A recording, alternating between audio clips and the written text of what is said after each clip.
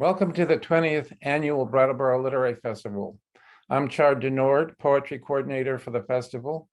We're excited today to present two award-winning poets, Kerrin McCadden and Vijay Seshadri. You can submit questions to Kerrin and Vijay via the question and answer button on your screen. If your question has already been submitted, click the thumbs up icon to upvote the question. There will also be links to the chat to purchase their books and to donate to the festival, and a special thank you to our sponsors. Kerrin McCadden is the author of 3 books of poetry: Landscape with Plywood Silhouettes, winner of the New Issues Poetry Prize, as well as the Vermont Book Award in 2013. Keep This to Yourself, published by Button Poetry in 2020, and American Wake in 2021, which was a New England Book Award finalist. She is an NEA Fellow and Sustainable Arts Foundation Writing Award winner. Her poems have appeared in prestigious journals around the country, and she teaches at the Center for Technology in Essex, Vermont, after teaching for over 2 decades in Montpelier High School, where she became a legendary English teacher. She serves as the Associate Director of the Conference on Poetry and Teaching at the Frost Place and editor of the poetry series at Persea Books. She lives with her family in South Burlington, Vermont. Kerrin takes wonderful risks by thinking counterintuitively, what she calls wrong, in her deeply human poems that anchor in the local and familial while traveling at the same time in their explorations of grief, love, and the very real world of her imaginative leaps. Take your medicine, she abjures herself, as well as her reader. That medicine is her poetry that is steeped in both her Irish heritage and her contemporary life in Vermont. Her lyrical disquisitions flow with grace and force as she makes new with deeply moving original language that conjures dramatic transactional scenarios. Her speakers enact sublime connections to her reader, especially her poems about the loss of her brother to a drug overdose. The second reader I'm honored to introduce to you today is Vijay Seshadri. Vijay is a poet, essayist, and critic. He came to the US from India with his family when he was only 5. He earned a BA from Oberlin College and an MFA from Columbia University. He's the author of Wild Kingdom, The Long Meadow, which won the James Laughlin Award, Disappearances, 3 Sections, which won the Pulitzer Prize in Poetry in 2013, and most recently, This Is Now, That Was Then, published in 2020. He's received grants from the Guggenheim Foundation, the New York Foundation for the Arts, the National Endowment for the Arts, and has been awarded the Paris Review Bernard Connor's Long Poem Prize. He currently teaches poetry and nonfiction writing at Sarah Lawrence College, where he holds the Michelle Talila Myers Chair and directs the MFA program. In addition to writing poems and essays, which he has published in reputable journals throughout the country since the early 90s, Vijay has also worked tirelessly as an editor at such august magazines as the Paris Review and the New Yorker. He lists Walt Whitman, Emily Dickinson, Elizabeth Bishop, and William Blake as his primary influences. He lives in Brooklyn with his wife and son. Vijay immerses himself fully in the world as a poet, keeping a cold, truthful eye on himself in what the poet Philip Larkin called a unique distance from isolation, while at the same time exercising his formidable gifts as a poet in moving poems that witness memorably to loss and the otherwise hidden events of human suffering that we become inured by, turning away again and again. It gives me great pleasure to introduce you to these 2 wonderful poets, Kerrin McCadden and Vijay Seshadri.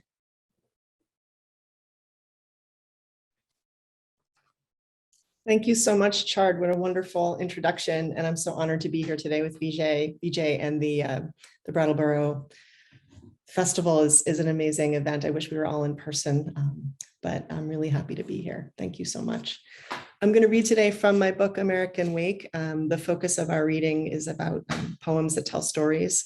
And I'll start with the title poem, American Wake. And first, I'll just say that an American wake is a tradition in Ireland when a family would be sending a loved one to America to emigrate.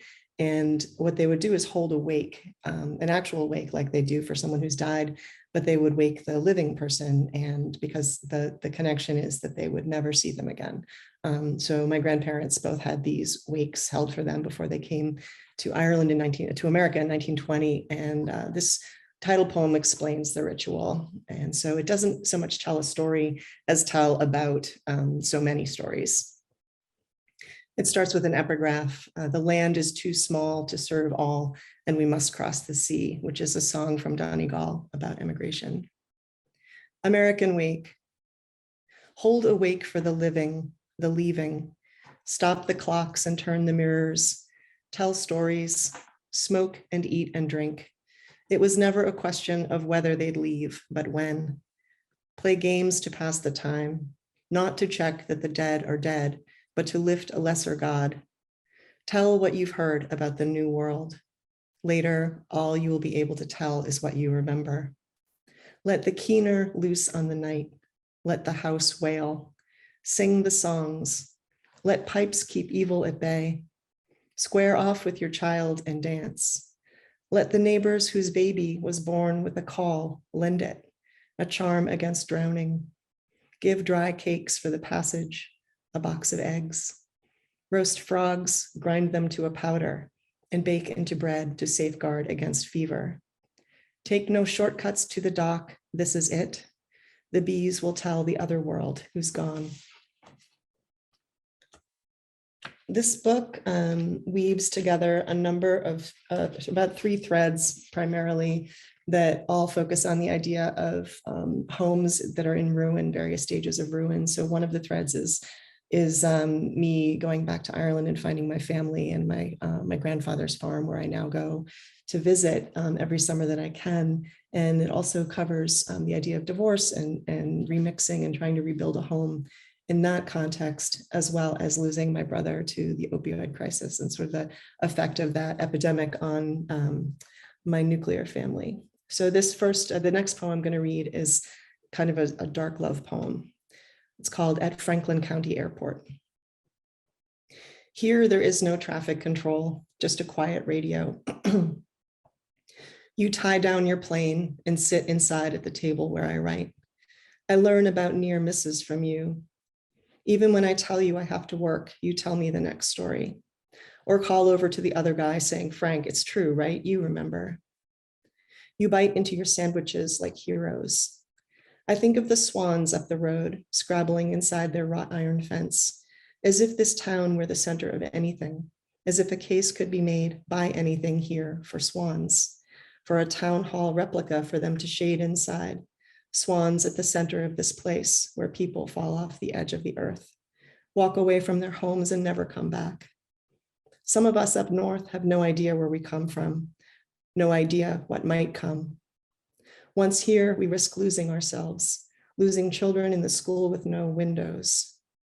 At dusk, here in the airport, I watch the sun go down and wonder what it's like underneath the flat earth spreading away from me. The roots of all of us dangle in the dark, shrink back from the sun while we sleep, our bad dreams pulled back inside the darkness, our children running amok to find their edges.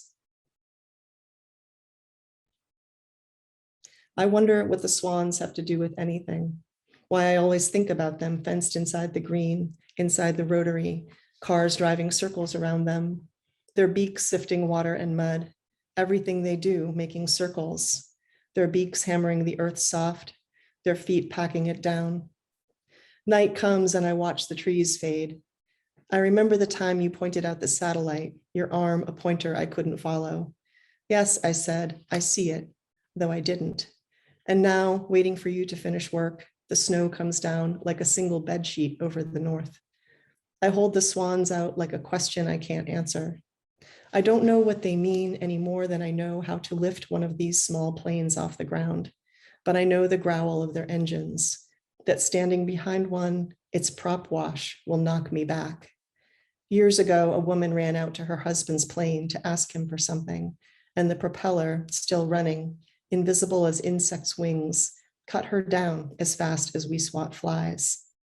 Some god must have felt like we feel then, taking aim.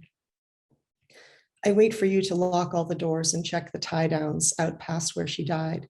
out past where you turned the door into a wall no one could walk through again. You check and check every lock and undone thing. The chair I love best faces the old door's frame, just under the sheetrock, proof of nothing, of where we go.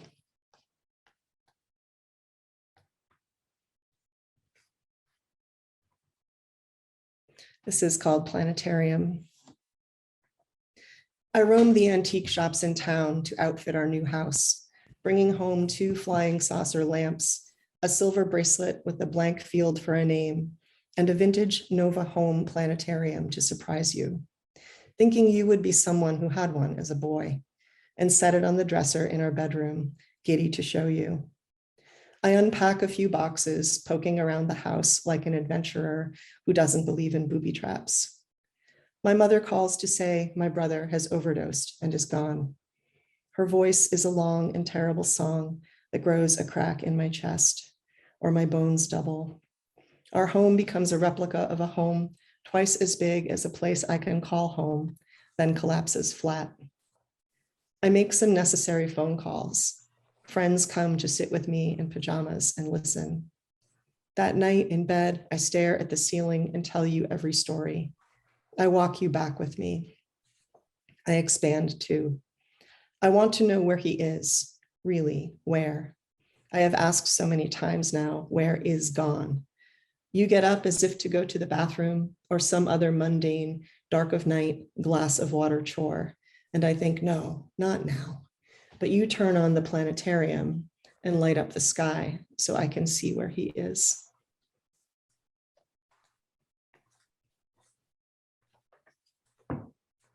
This next poem is a narrative in reverse. So it's called Reverse Overdose. And it was inspired by a beautiful poem by Matt Rasmussen, where he turns the event of his brother's suicide in reverse. And the telling, the undoing of the narrative was really powerful to me. And I've always loved that poem of his. So I was inspired by it to write about my own loss. Reverse Overdose. My brother's heart is transplanted into a stranger. Machines keep my brother's organs alive for days. He is declared brain dead. My brother's hand is so warm, I think he will wake up. I sit and hold my brother's hand. I rush to the hospital. My brother's lips are blue and he's not asleep. His roommate calls 911. She thinks he is asleep. He falls off the wagon. He buys something for the pain. He tells his roommate he needs to go meet a friend. Desperate men swap heroin for fentanyl. She heads out to the clinic. His neck hurts. All the methadone is out of his system. It's morning. He's a good dad. He rides his bike for miles to see his son every weekend. I tried to get him into a shelter, but he can't afford the train across the city to the clinic. He comes clean. I tried to save him when he's homeless once. He comes clean. He rides his bike to see his son. The summer he loses custody or his wife kicks him out because she's into someone else. His wife kicks him out because she is high. He comes clean. They have a baby boy. They are high and low, high and low, high and low. A photo of him as the handsomest man I've ever seen. I don't recognize him. He comes clean. He marries a beautiful junkie. He's high all the time. A photo of him with dreadlocks and a sheepish smile at Christmas. He invites friends with gold teeth and guns to the woods where we live. He runs out of food but won't ask for help. He comes clean. I bring him to live in the woods with me. I tried to bring him something in jail, but nothing is allowed. He misses my wedding. I save his border collie. He goes to jail for selling 40 pounds of pot in a suitcase. Our father reaches for his garden shovel. Men come to my parents' front door looking for my brother. We watch SNL while he is high. His dog eats his garbage and the linoleum in his apartment and shakes. He steals our grandmother's silver dollars. He breaks in through our windows and skylights and takes our stereo and whatever else our parents kick him out. He grows pot in his closet. And our parents call the cops. A photo of him in a neck brace at a dead show, his afro in the sun. Doctors bring him to the quadriplegic ward so he can know he's lucky. Doctors fuse a piece of his hip bone to his spine. He breaks his neck, but he doesn't know for days. His dirt bike flies over a cliff. He delivers the early newspaper with our dad. He hates hockey. Our dad plays hockey, so he plays hockey too. I find him on the coffee table driving the Zamboni between periods of the Bruins games. He squeals when Luke Puck is on the ice, yells, "Dad, loose puck is playing." I hear him in his room saying, "Body of Christ, amen, body of Christ, amen." I lie and tell on him for hitting me, a photo of him in a flowered ski coat and fireman boots and a hockey stick. I ask my parents for a lock for my bedroom door. He tells me he came from a dinosaur egg.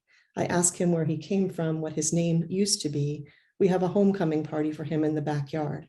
A photo of him waving on the picnic table wearing a bow tie and a bow on his head. We bring him home red-cheeked and blonde. He holds my fingers and tries to walk. I meet my new brother on Boston Common. My brother saves our mother's life. I visit my mother and swing from the bar above her bed. My mother has open heart surgery. Doctors find a hole in her heart during the pre-adoption exam. The agency wants to make sure my parents are fit to parent. I eat canned spaghetti sandwiches on Wonder Bread when they visit. Social workers visit to make sure we have a good home. My parents apply for a new baby boy. Mm. I think I can read two more poems. And they both are focusing on the story of loss and processing loss. One of them is about my son and about remembering my brother. And then the other is about bringing his ashes home to Ireland. So I'll read those two and that'll close out. I think the time I have, maybe I'll fit in one more. This next one is called Epistle Joyride. It's a nice day for a ride. Bright sun, clear roads. Two of us headed to Cape Cod to see your son. My own boy riding shotgun. His playlist keeping us quiet so I can turn to you. Tried to hear you better. Car rides make me think of us when we were little, always fighting. Remember the waffle prints the vinyl made on the backs of our thighs, how the VW held onto our skin in the summer when we tried to move our legs. Remember the Maginot line down the middle of the back seat, our fingers threatening to cross it, the other one whining or yelling, our parents yelling back, "Stay on your side or we're going back home." Or making up games, you the master of ever who sees, always seeing the Sagamore Bridge first on the long drive to the Cape. Nothing to fight about now. We go from one mundane adventure to another, you and your little urn at the bottom of my pocketbook, shopping, visiting friends, to work and home. I open my pocketbook and there you are. I wonder how it is being gone. We were at a basketball game, my son playing, your son watching, or maybe it was the game before. Anyway, Mom said, "Here, open your bag," amid the boys yelling ball, ball, ball, and the sneakers making complaints against the floorboards, and the smell and haze of sweat, the zero gravity complex alive with boys. And she handed me your ashes, wrapped in Kleenex, wrapped in a sandwich baggie, the portion of your ashes I was to have, to keep and to bring back to Ireland, to our family farm, or find your family farm, or crossroads or forest. There's a whole Ireland of possibilities, another place you've never seen. Today, though, this blue sky and this thread of cars winding through the roads, the woods of New Hampshire. My son has brought everything he can think of to entertain your son. Let him know there is joy, that there's a way forward for every little boy. Next to me, he slouches in his long body, lithe and strong, freestyling, telling me about his life, the one he's building away from me, as he should, sturdy, solid. You have no idea how many basketball games you've already been to with me to watch him. How many burgers afterward, how many motel rooms in search of the perfect game. You know, I think that game is for teaching young men how to suffer disappointment, how to be told by grown men that they are wrong, that they can't do what they are doing, that they can't talk back. They fight for something that doesn't matter at all. They go to the floor for it. Maybe you can hear me. I talk to you in my head now, ever since the sparrows came to my window the day after Mom called to tell me you were gone. You are as quiet as ever. I drive this car like it's a church for the living. I tempt everything that could kill us, bridges, boulders, sometimes shouting, "Not today, Rock." My son tells me I'm not funny, but I know that. I won't squander this day, every song on Spotify seeming to tell me something about you. Are you here with us? Your face lights up here underneath Boston in the tunnel you built. It's good to see you proud, clear-eyed. The light is good today too, isn't it? This car goes fast enough that we can joke about everything. The Central Artery Tunnel Project. Were they kidding? Did they love a cruel joke? You in the middle of it, my own central artery problem, veins a network of trial and error, like the city now beautified. Do you remember those little red spiders back home? How we smeared them on the concrete to see the red lines they drew? Or popping the hosta buds in the rock garden, how mom never knew and they would never flower. So much, so much. I am still your sister, you know. When people ask me if I have any brothers or sisters, I still say yes. No more yelling, no more reconciling, nothing more we can do, little brother of ash at my hip. I don't know how anyone scatters someone they love. I don't know how to hold what's gone either. The greenway above us, its carousel, the grass the children play on now. There is at least no more worry. This bridge over the Charles reaches down with God's fingers to hold the road. And I'll close with this poem. I'll keep an eye on the time. I think I'm going to close with this poem. So this poem is called Ashes. And one of the things that one of my cousins in Ireland, I've become very close to my second cousins and my father's first cousin over in Donegal, and they live up in the north in various towns. One of my cousins told me that I needed to bring my brother's ashes to the farm. And so I did. And then I also researched his family history because his half-sister showed up looking for him after he had died. And so we've become close with her, and she gave me his birth mother's birth certificate. So I researched his family history and brought half of his ashes. I mean, the poem tells the story, but I'll just flesh it out a little. I brought half of his ashes to the oldest place I could find in Ireland, where his birth family would have been from. Ashes. After he is gone, his birth sister calls, finally thinking she has found her brother. Too late to meet him for the first time. I can see his face in hers, his sweetness, as if I have always known her, as if she is my sister too. She brings his birth mother's name and birth certificate, what he had never known, names and dates, keys to his past. And I spend the summer hunting for where he came from, ancestor by ancestor, as if they could do anything to make amends. I search as far as I can until records disappear to find a place to lay his ashes, to bring him home. I want to find his coordinates.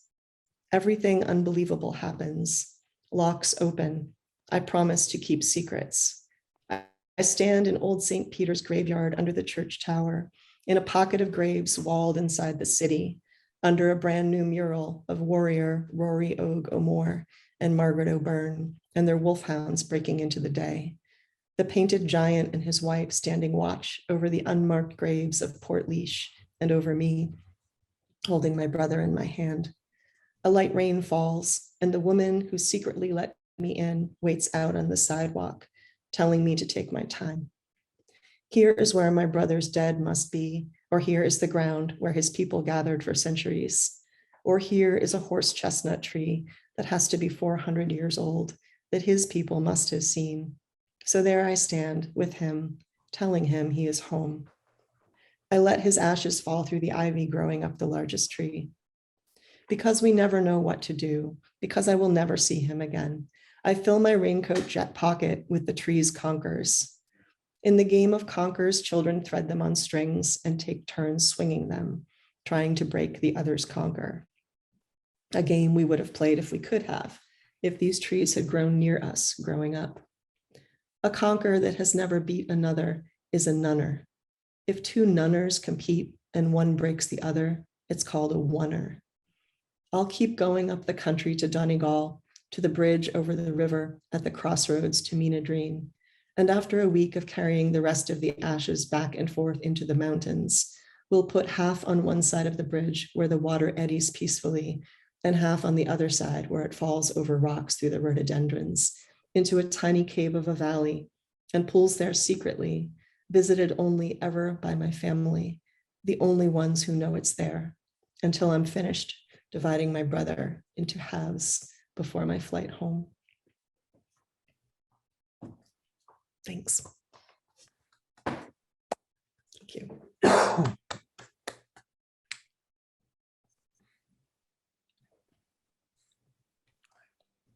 So Thank you for having me. I think video's off. Thanks for that wonderful reading, Kerrin. And it's particularly appropriate because I'm going to read from my book, which is That Was Now, This Is Then. And as you can tell by both the title and the cover, it's also very elegiac. And it has three elegies to people, actually, but it also has a kind of elegiac tone all the way through. And and I want to read one of those elegies to start. And I'm reading it for a few reasons. I think the first reason is that the first contemporary poem I fell in love with, contemporary at that time when I fell in love with it, was Galway Connell's Freedom, New Hampshire, which I read when I was 16 years old, which is a brother elegy. And I was dazzled by it. And so the elegiac has always been kind of a touchstone of the poetic for me, simply because of that first encounter, I think. And also, the last time I was at the Brattleboro Festival, I read it in a group reading with a bunch of people, and I think Galway Connell had recently died. And so I had a chance to read it in, what is essentially his home state, right after his death. And this elegy is to my friend Tom Lux, whom I knew since I was a teenager, and he's also a very close friend of Shard's. And so I will read that and then go on to some other poems.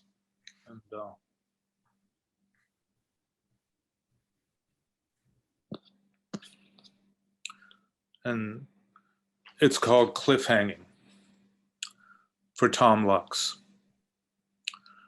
The forces out to kill us with their benevolence are more crazed now than they were when you were alive, and more focused too. Our ingratitude excites them. They're bubbling with remedies. Their providential impulses are a nimbus of knives. Their need to tell us they love us, with all their love in vain. You said before you died that this would happen. Thanks for the warning. You didn't let me know, though, that even our phantom selves would come after us, crawling out of the poems we made. They don't care about the transparent skin we wrapped them in, so they could watch their organs pulsing within. All they know is that we made their eyes too bright. They see more than they can stand, more than we ever could or would. They see the unending savagery that we could never really bear to see, and so we consigned our sight to them. They hate us for it. They've cut the phone lines and are chainsawing the front door. I'm a little worried about myself because all this hostility from every quarter bothers me much less than it should. Why the disconnect?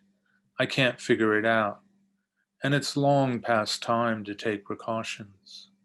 The great wave that breaks through the crust of the world is rising and rising and lifting me far inland, only to suck me back and drop me dangling by one arm on the edge of the half-eaten cliff. I won't let myself fall, but I don't want to pull myself up. I'm ambivalent. I'm ambivalent forever now. But if you were here, looking down on me and saying, grab my hand, I would, I know, I surely would.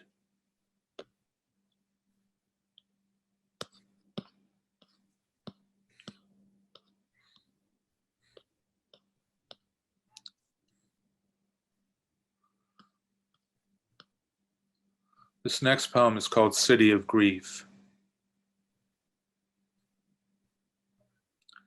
No one needs an explanation here for what happened. It happened is the explanation. No one here belongs to a race, an empire, a nation, only to this unmappable, landlocked film noir city situated in eternity. They live by night here. The crime here is local crime. The time is local time. The girl with the name she stole from her dead sister, the dead man in the lake, know that things are forever the same. Sameness is their essence. Nothing here is sinister because nothing is at stake. Everything is null and void of depth, of resonance, not real but celluloid. Yesterday was yesterday, today is today, and no one cares why one becomes the other. No one but the private eye, that is, the gumshoe, the bird dog standing in for us, our body double, our fedora sporting anachronistic, obsolete consciousness, who is always tortured by what he can't understand, who hires himself to investigate himself, who cooks his dinner for one and tries to think through what can't be thought through. The black wine is aerating. The pasta is limp and waiting to be sauced and tossed. There is a clue to find. There is an innocence to establish and an anguish in him he needs to destroy before it destroys him. An anguish so pure it almost feels like joy.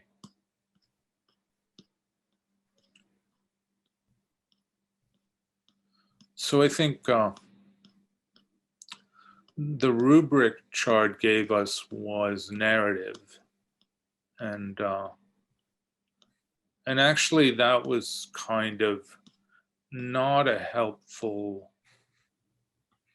rubric for me in choosing poems to read, because more or less all of my poems are narrative based in the sense that they come out of a story and they refer to a story, and often they're driven by character. And you know, I always tell my students who are writing narrative that it's not that plot creates character, but the character drives plot. So you should get your characters down first. And this next poem is, it has within it the seeds of a story, the story of a long ago relationship. And by the end of it, I think you can reconstruct what happened in that relationship. It's called Visiting San Francisco. I wanted to curl up in the comfortable cosmic melancholy of my past, in the sadness of my past being past. I wanted to tour the museum of my antiquities and look at the sarcophagi there. I wanted to wallow like a water buffalo in the cool, sagacious mud of my past. So I wrote you and said I'd be in town and could we meet? But you think my past is your present. You wouldn't relent. You wouldn't agree to dinner or a cup of coffee or even a bag of peanuts on a bench in North Beach. You didn't want to curl up or tour or wallow with me.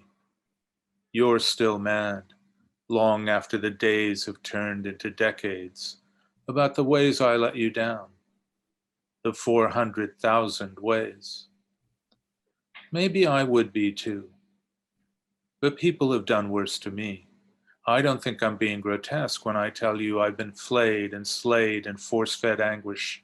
I've been a human cataract plunging through a noose and going to pieces on the rocks. I've been a seagull tethered to Alcatraz. What can I say? What more can I say? How much more vulnerable can I be to persuade you now that I've persuaded myself? Why can't you just let it go? Well, at least I'm in San Francisco. San Francisco, where the homeless are most at home, crouching over their tucker bags under your pollarded trees, because your beauty is as free to them as to the domiciled in their deadbolt domiciles. Your beauty is as free to the innocent as to the guilty. The fog is burned off. In a cheap and windy room on Russian Hill, a man on the run unwraps the bandages swaddling his new face, his reconstructed face, and looks in the mirror and sees the face of Humphrey Bogart. Only here could such a thing happen. It was really always you, San Francisco. Time won't ever darken my love for you, San Francisco.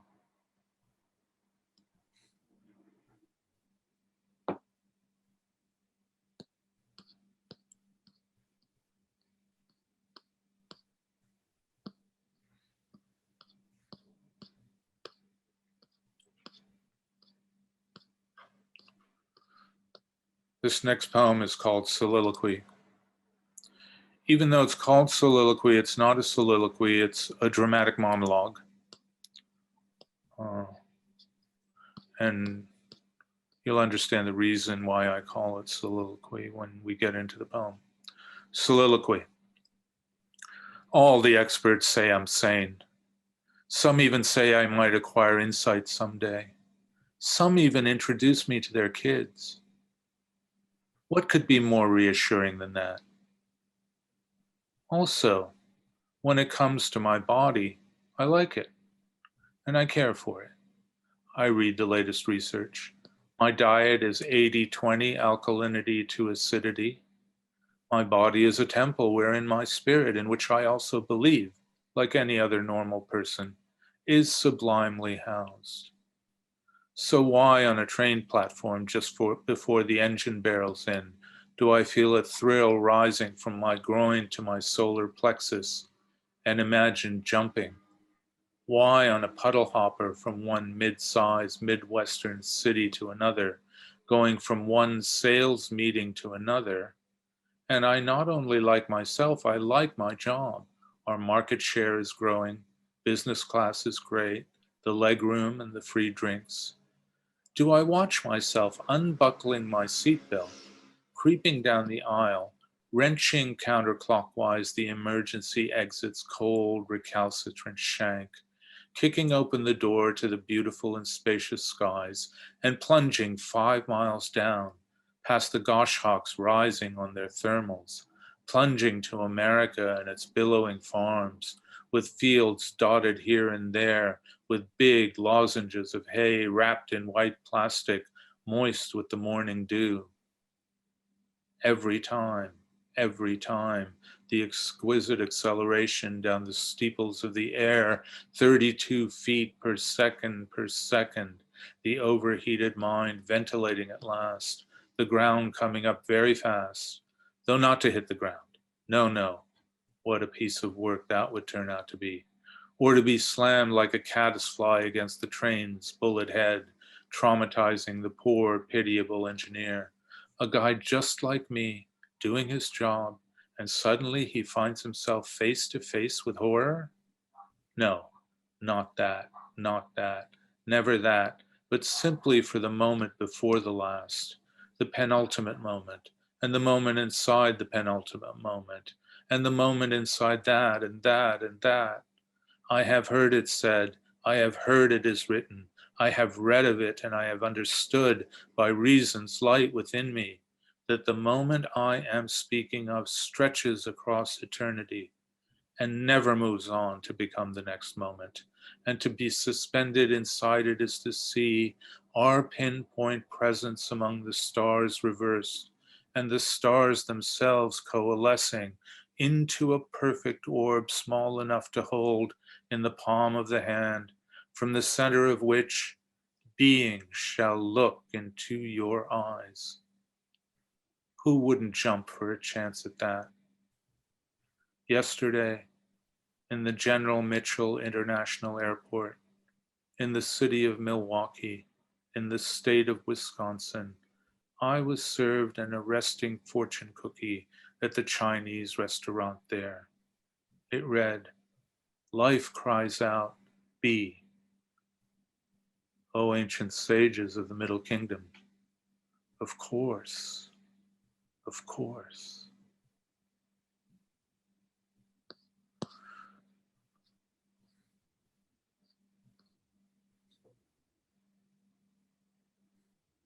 Oh. This is a fable of the age of global warming. And it's also a poem that has an echo of Galway Canal in it. It's called The Estuary. The brown bear living near the estuary and wading out when the tide swells and the salmon run, during the days of the dwindling salmon runs, and slapping with his big right paw a hook-nosed fish, whipsawing inland to spawn. The ambidextrous bear, furred like the forest from which he emerged, waddling into the unteachable waters to swat the salmon out the fast-running tide and catch the red salmon in his mouth, and toss and juggle the sockeye salmon, thrashing and drowning in the air. And when he's expressed himself completely, he catches with his jaw the self that swam 10,000 miles to the estuary, and daintily, mincingly, with one paw grasping the caudal fin and the other the head, eats that salmon as if he were wee and the fish and ear of boiled corn. That bear is a bear about whom rich and complicated feelings can be felt. That is a bear from whom ideas about the state of nature can be derived. Cruelty is the wrong word to describe the pleasure he gets from playing with his lunch. Play and life are the same thing to him. Art and life, life and death. Creation impinging on a consciousness clear and crystalline. Pinpoint revelatory explosions unsoiled by words, unbesmirched. Creation clambering out of the waters, shaking itself off. Creation surrounding itself with itself. Stay down on the pavement where you just fell in a heap like a bag of laundry. Just stay there. Move even a little and you might damage something else. You've already done plenty of damage. Stay down, supine, stay down, and let the giant buildings loom over you. Let them in their abstract imperium stun you with their indifference. Wasn't that the reason you built them in the first place? Stay down, and ask yourself, could I be the bear in this fable? Could I be the fish? Could I be whoever is imagining all this? And let me look at the time here. I'll close with two short poems. The first poem, and that was Now, This Is Then, and the last poem. And the first poem is called Road Trip. I could complain, I've done it before. I could explain. I could say, for instance, that I'm sick of being slaughtered in my life's mountain passes, covering my own long retreat, the rear guard of my own brutal defeat, dysentery and frostbite and snipers, the mules freezing to death, blizzards whipping the famished fires until they expire, the pathetic mosquito notes of my horn. But instead, for once, I'm keeping quiet, and maybe tomorrow, or maybe the day after, or maybe the day after that, I'm just going to drive away down the coast and not come back. I haven't told anyone, and I won't. I won't dim with words the radiance of my gesture. And besides, the ones who care have guessed already. Looking at them, looking at me, I know they know. When they turn their backs, I'll go. The secrets I was planning to floor them with, they're already packed in my trunk, in straw, in a reinforced casket. The bitter but herbal and medicinal truths I concocted to revive them with, tomorrow or the day after that, on the volcano beaches fringed with black sand and heaped with tangled beds of kelp, by the obsidian tide pools that cradle the ribbed limpet and the rock-bound star. I'll scatter those truths to the sea breezes and float the secrets on the waters that the moon reels in and plays out, reels in and plays out, with a little votive candle burning on their casket.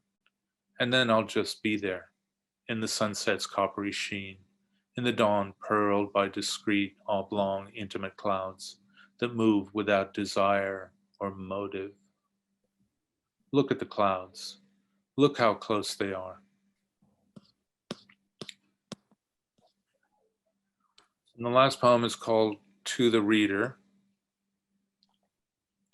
And you can substitute to the listener in your own mind as I'm reading it. To the reader. I'm writing this so I can tell you that what you're thinking about me is exactly what I'm thinking about you. What you're reading is exactly what you're writing, by the light of a taper, deep inside yourself, at your walnut secretary. These words are saying what those words say, and these and those are those and these, mine and yours, and have no meaning, only form. Talk about being one with others. We correspond one to one, and there is a grandeur in this. You'll understand that someday. Just now, though, you're stupefied at this spooky action at a distance. So would I be, and I am. Thank you.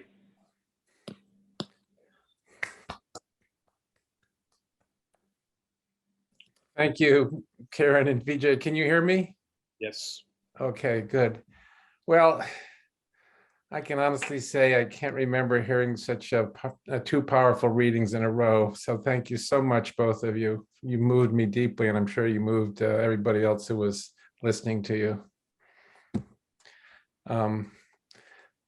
Just to hang on every word of both of your work or your poems today. I was just writing down here how I felt. Such deep, incisive exploration into your subjects that cross over to your reader, your listener, with memorable affection and grief. And you both made me think of these lines from Gilgamesh, that was translation by Herbert Mason. All that is left to one who grieves is convalescence, no change of heart or spiritual conversion, for the heart has changed and the spirit has converted to a thing that sees how much it costs to lose a friend it loved. And so much of your poetry centers on that word cost and the challenge you take on, both of your poem and both of your work, to register that and to expand it and elaborate on it with such courage and eloquence. Thank you, both of you, so much.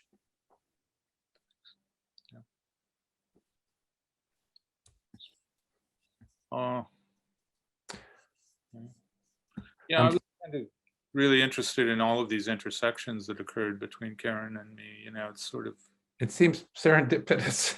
I know, really kind of extraordinary. And Love that. yeah. And thank you just quickly, Vijay, for reading that poem about Tom. It was, I had a hard time holding back a few tears. Yeah. Kerrin, in reading all of those poems, this is the first time I've heard you read so singularly about your brother. Have you been doing this in your other readings? Well, sometimes, so the interesting thing is I can read from this book like a choose your own adventure, like I'll be reading about Ireland tonight, or I'll be reading love poems, or I'll be, so it's but most of the poems that are narrative in this book do tell that story. They're working with that story. So right, the task of the theme of the reading led me to that. And I never read those longer poems. I've never read them out loud. That's what I thought, because I mean, I haven't been to all of your readings, obviously, but I haven't heard you give a reading quite like this before. Yeah, I've never, and I don't read Reverse Overdose. I don't like to read it, but it's a story, and so it was really appropriate to what we're talking about.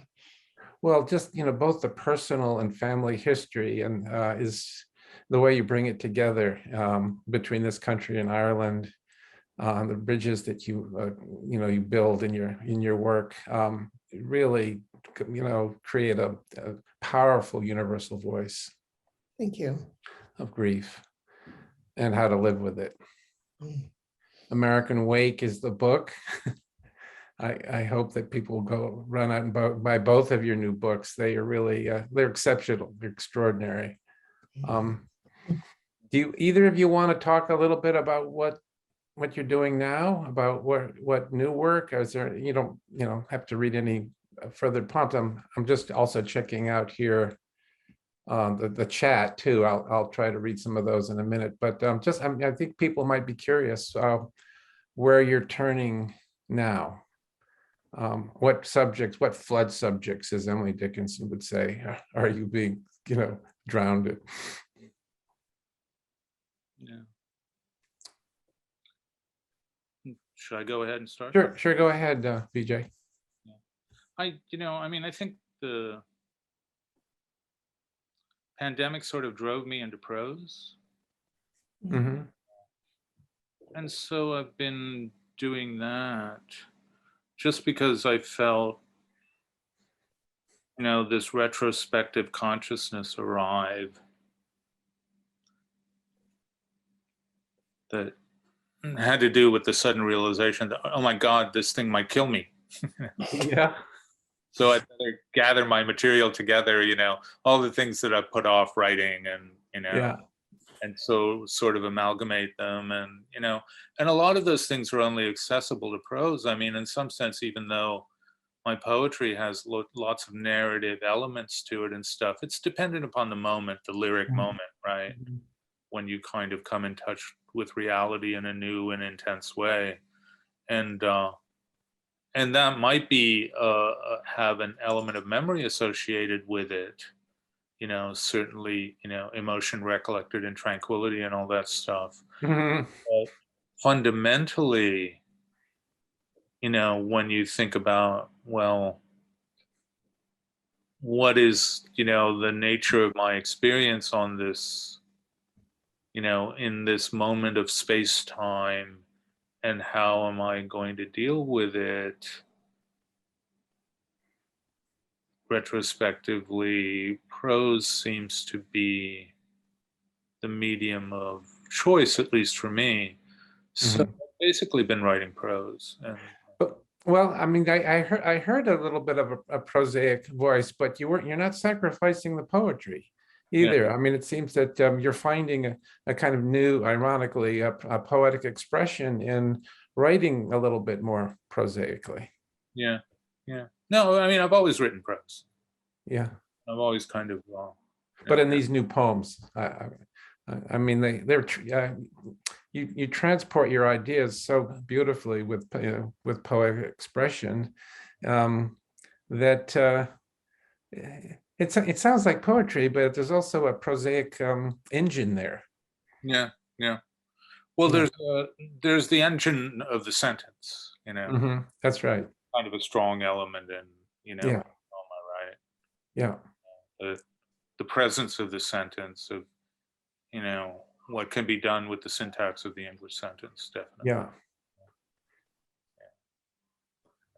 Well, you both really seem to be writing at the height of your powers, and I feel so privileged to hear this new work here at the Brattleboro Literary Festival. I wish we could hear more poems, another hour or so. I'm just looking at the time here, 1:58 or so. Let's see. So I guess we're coming to the end of this session. We're going to be talking tomorrow, Vijay, in a panel about writing in the time of the pandemic. So you'll have time to talk a little bit more about that. Yeah. So, and also maybe read another poem in that panel. It's listed on the sheet, I think, as we're having a moment, but I really prefer the other title a little bit more. So we're having more than a moment. Sure. Yeah. Yeah. So thank you so much for being here today, even though you're there. A little bit like the title of your book. Beautiful there now. Another year we'll be there, right? I know. It's suddenly turned beautiful outside here in Vermont. We're having a pretty beautiful fall, despite the pall of the plague here. But I know. I mean, I'm in the city and it feels like summer here. It's like yeah, it's 74 degrees here today. We're about to get pummeled with thunderstorms up here in South Oh, you Burlington, are? Vermont. Okay. We're about to get hammered. Yeah. Wow. Well, I hope I'll see you again in Vermont very soon too, Kerrin. And I really look forward to reading your new poems and just talking to you again in a normal setting somewhere. Right? I hope you're enjoying your new job. Love it. It's Oh, amazing. good. Yeah, Good. thank you. You're very welcome.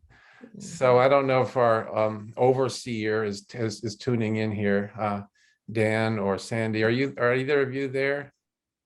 Yep, right here. Okay. How are we doing on time, Dan? You're fine. You can wrap it up whenever is good for you. Okay. Anything you two want to say in closing, Kerrin or Vijay? I just wanted to, the question you asked about new work, I wanted to just say that I find myself really excited by return. Like every book I write, I kick out a bunch of poems that are too strange or too imaginative or too funny or like darkly funny. And so my next book, I hope is pulling all those together and writing into that space, which I have always enjoyed since, I was thinking of the poets I loved when I was 16. You mentioned Galway Canal, but I loved absurdity back then. And so I'm really excited about pressing into Good. You've got new energy. imaginative spaces that are less personally demanding in some ways. Are you flying still, Kerrin? Me? Yeah. No? No. You haven't gone up lately? No, well, I went to pick up a car in an airplane, a very small airplane. That was it. That was my my bougie day. Okay.